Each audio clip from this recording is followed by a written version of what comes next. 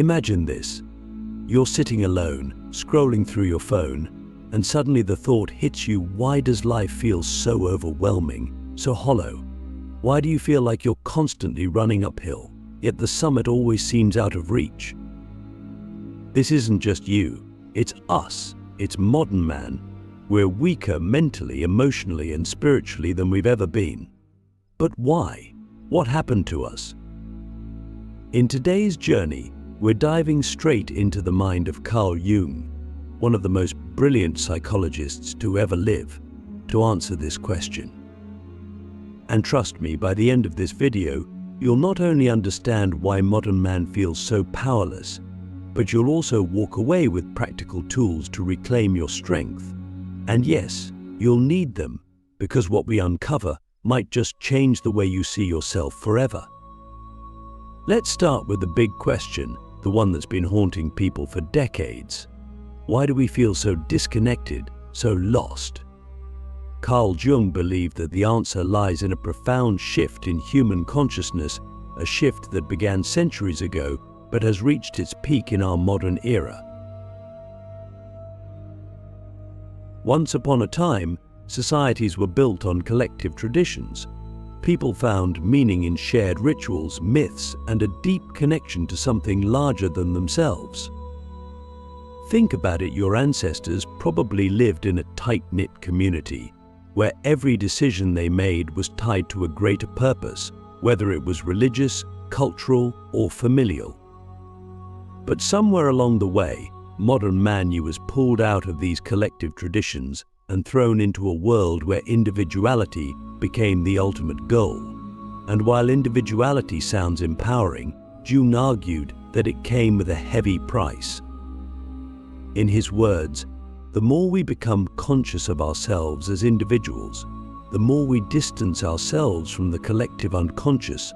This is the part of the human psyche that holds the shared experiences of humanity, the myths, symbols, and archetypes that once gave life meaning. Without it, we're left to navigate life on our own, with nothing but an overwhelming sense of isolation and confusion.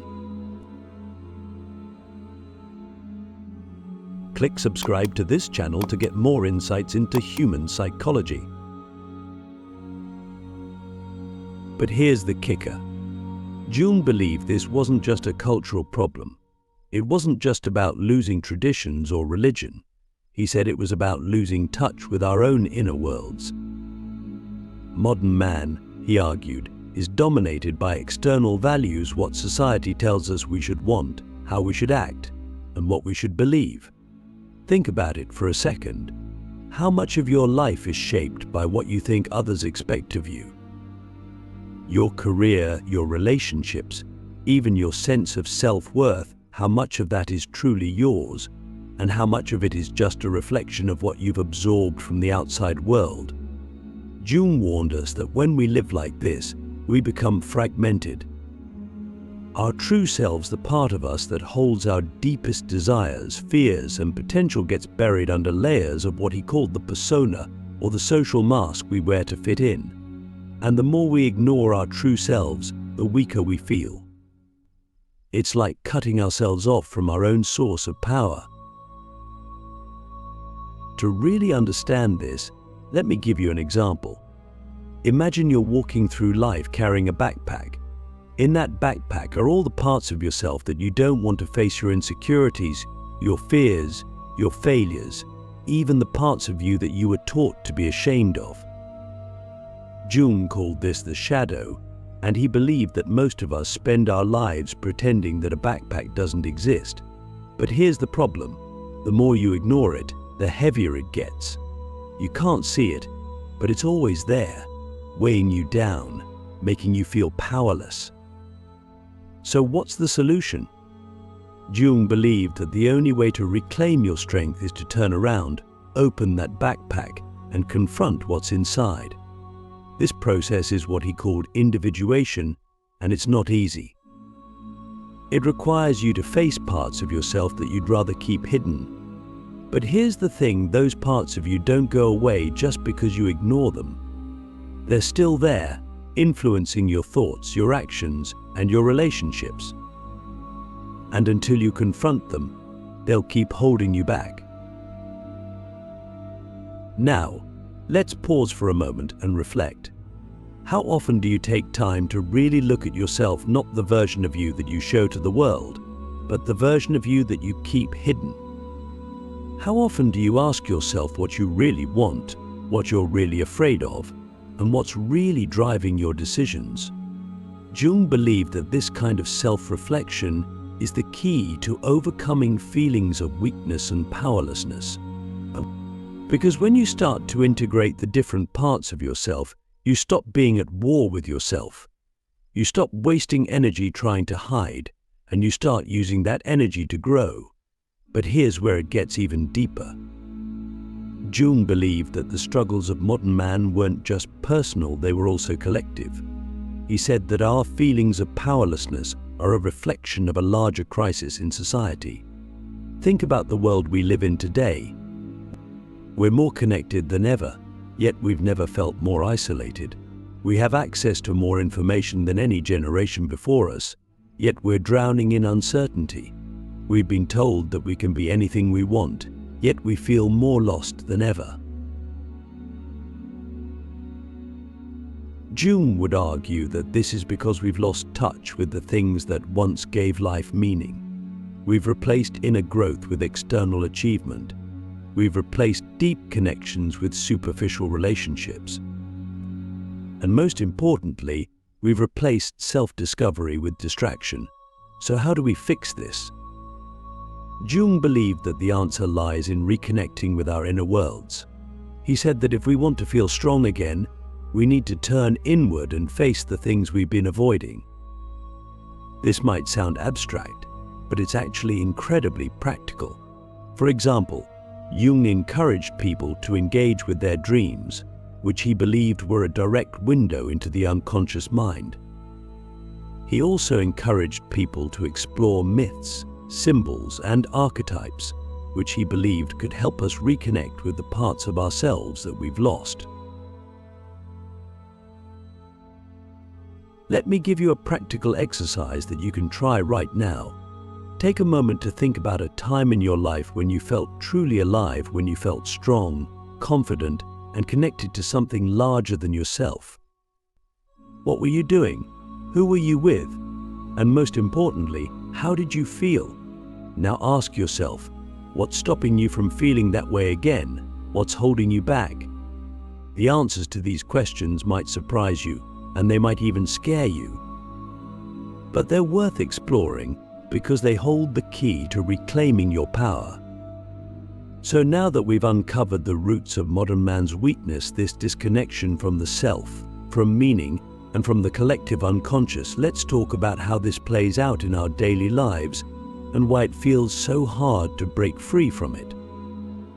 Carl Jung believed that the modern individual lives in a state of constant tension. It's a tension between who we are and who we think we should be.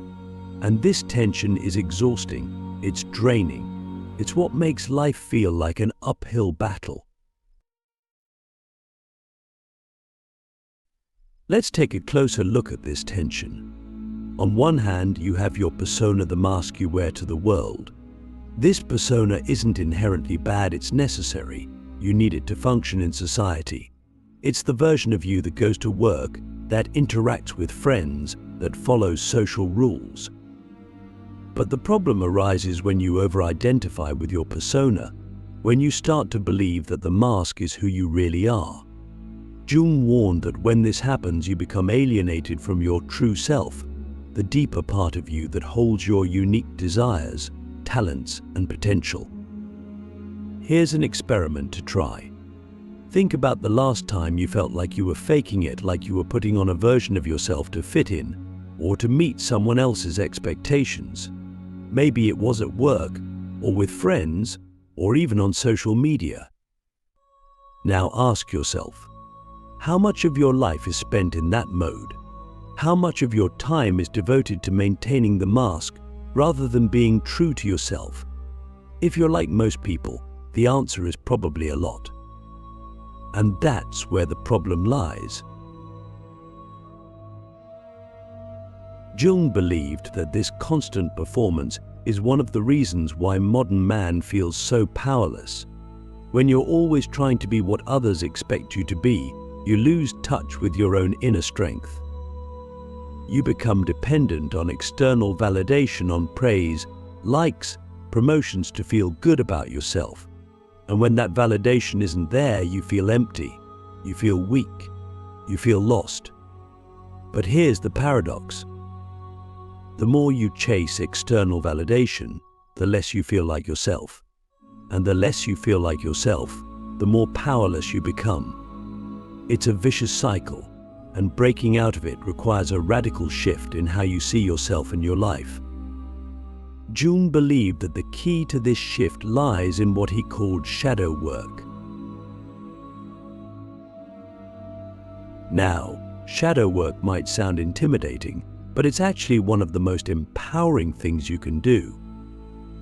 At its core, shadow work is about facing the parts of yourself that you've been avoiding, the insecurities, fears, and desires that you've shoved into your unconscious mind because you were taught that they were bad or unacceptable. Jung believed that these repressed parts of yourself don't just disappear. They linger in the shadows of your psyche, influencing your thoughts, feelings, and behaviors in ways you're not even aware of. For example, let's say you've always been afraid of failure. Maybe you grew up in an environment where mistakes were punished, and as a result, you've learned to avoid anything that feels risky or uncertain. On the surface, this might look like being responsible or practical, but deep down, that fear of failure is controlling you. It's keeping you from taking chances, from pursuing your dreams, from living fully. And the worst part, you might not even realize it's happening. Shadow work is about bringing these hidden fears and desires into the light. It's about asking yourself tough questions like, what am I afraid of? What am I avoiding? What parts of myself am I ashamed of? And why? These questions aren't easy to answer, but they're essential if you want to reclaim your power. Because here's the truth. The parts of yourself that you've been avoiding, those are the parts that hold your greatest potential for growth. When you confront them, when you integrate them into your conscious self, you become whole. And wholeness is where true strength comes from. Let me pause here and ask you something. When was the last time you felt truly whole? Not perfect, not without flaws, but whole like you were fully yourself without holding anything back. If you can't remember, you're not alone. Most of us spend so much time trying to be what we think we should be that we forget what it feels like to just be. But Jung believed that this feeling of wholeness is what we're all searching for, whether we realize it or not. And the path to wholeness starts with individuation, the process of integrating all the different parts of yourself, including the ones you've been hiding. Now, let's talk about why this process is so difficult in the modern world. Jung believed that modern society is designed to keep us disconnected from ourselves. Think about it. We're constantly bombarded with messages about who we should be and what we should want. Advertisements tell us that we'll be happy if we buy this product, or look a certain way, or achieve a certain status. Social media reinforces this by creating a constant comparison trap where we measure our worth against carefully curated versions of other people's lives. And all of this noise makes it almost impossible to hear your own inner voice. But here's the thing, that inner voice is still there. It's quiet, and it's buried under layers of noise, but it's there. And it's trying to guide you back to yourself. Jung believed that reconnecting with this inner voice is one of the most important things you can do. He encouraged people to spend time in solitude, to reflect, to dream, to create. These aren't just nice things to do, they're essential for your psychological well-being. Because when you take the time to listen to yourself, you start to remember who you are. You start to feel strong again. Let me give you another practical exercise. The next time you're feeling overwhelmed or disconnected, take a few minutes to sit quietly with yourself. Close your eyes and ask yourself, what am I feeling right now? What do I need? What is my inner voice trying to tell me? At first, it might feel strange or uncomfortable, but over time you'll start to notice patterns. You'll start to see the parts of yourself that you've been ignoring. And when you do, you'll start to feel more connected, more grounded, more powerful. Jung also believed that reconnecting with the collective unconscious, the shared experiences and symbols that unite humanity, can help us feel less isolated and more whole. This is where myths, archetypes, and symbols come into play. Jung argued that these universal themes aren't just stories, they're maps of the human psyche. They remind us that we're not alone in our struggles, that the challenges we face are part of a larger human journey. For example, think about the archetype of the hero. In every culture, there are stories of individuals who face great trials, confront their fears, and emerge stronger on the other side. Jung believed that these stories resonate with us because they reflect our own inner journey. They remind us that growth comes from struggle, that strength comes from facing your fears, that power comes from embracing your whole self. So here's my challenge to you. Start seeing your life as a hero's journey. Every setback, every struggle, every moment of doubt, it's all part of your story. And like every hero, you have the power to overcome it. But to do that, you have to face yourself. You have to confront your shadow, integrate your fears, and reclaim your strength. Now that we've explored the roots of modern man's weakness and the importance of shadow work, let's take this journey even deeper. Because understanding the problem is one thing, doing something about it is another. Carl Jung didn't just provide a diagnosis for why modern man feels so powerless, he also provided tools, insights, and a roadmap for reclaiming that lost strength. But as Jung warned, this isn't an easy journey. It requires courage, persistence, and a willingness to face uncomfortable truths about yourself and the world around you. Let's start by revisiting individuation, the process Jung described as the path to becoming whole.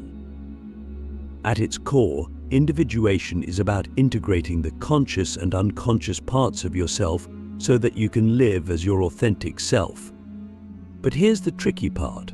The unconscious is, by definition, hidden from you. It's made up of everything you've repressed, denied, or ignored: your fears, your desires, your instincts, and even your potential. And Jung believed that the unconscious doesn't just sit quietly in the background. It actively influences your thoughts, emotions, and behaviors, often in ways you don't realize. Let me give you an example. Have you ever found yourself overreacting to something small? Maybe someone made a harmless comment, but it hit you like a punch in the gut. Or maybe you keep falling into the same patterns in relationships, even though you know they're not healthy. Jung would say that these moments are clues, indications that your unconscious is at work. When something triggers an intense emotional reaction, it's often because it's touching on something unresolved within you. It's like a flare signal from your unconscious saying, "Hey, pay attention to this. There's something here you need to deal with, so how do you deal with it?" Jung believed that the first step is self-awareness. You can't integrate what you don't acknowledge. This is why Jung emphasized the importance of paying attention to your dreams, your emotions, and your behaviors. He saw dreams, in particular, as a direct line to the unconscious, a way for your psyche to communicate with you through symbols and metaphors. For example, if you dream about being chased, it might represent something you're running away from in your waking life. If you dream about water, it might symbolize your emotions or your unconscious mind. Here's a practical exercise. For 1 week, keep a dream journal.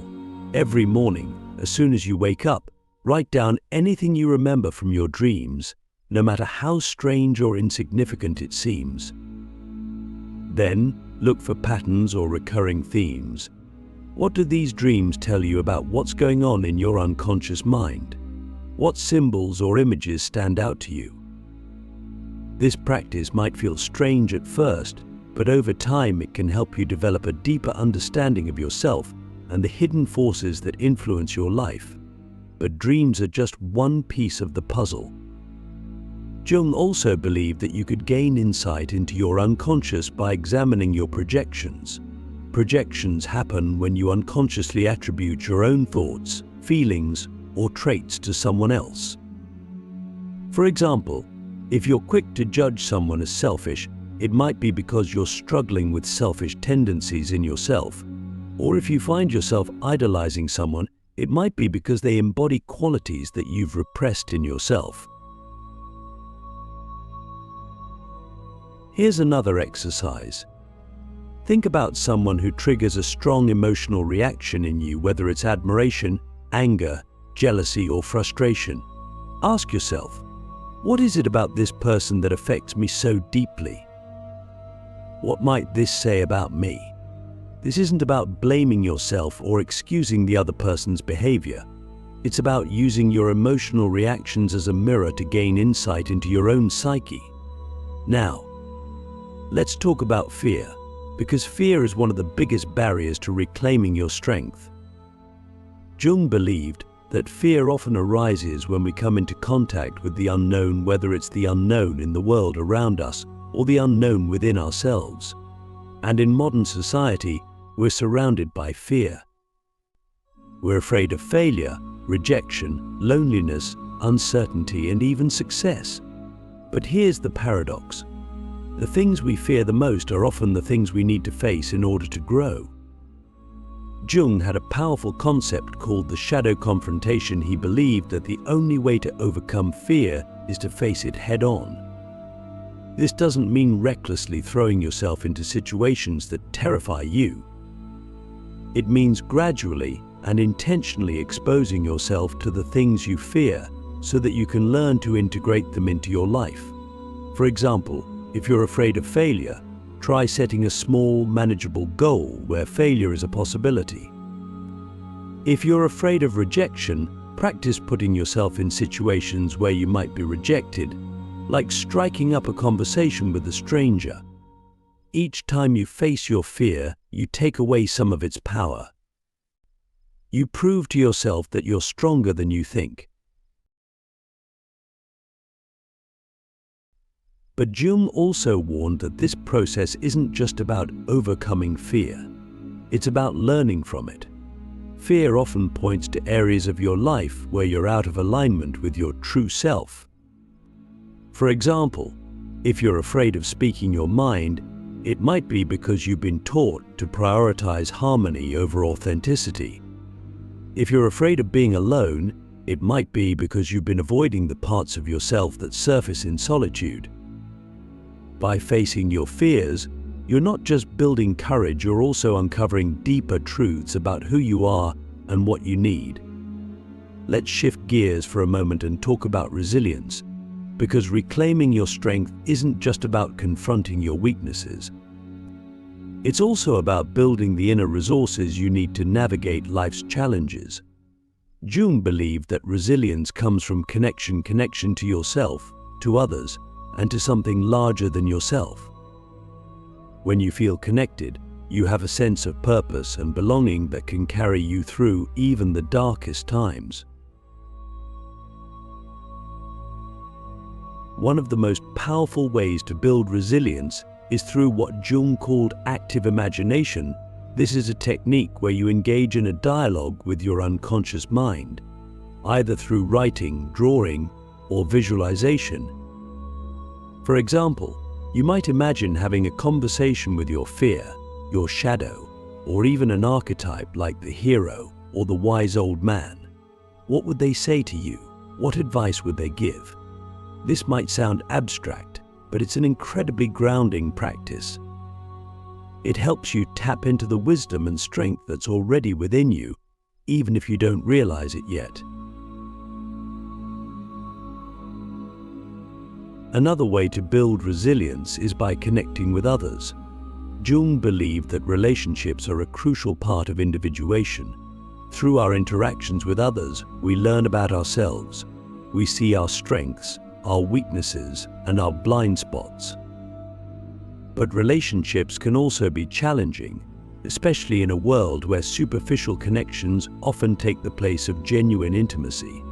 If you want to build real, meaningful connections, it starts with vulnerability.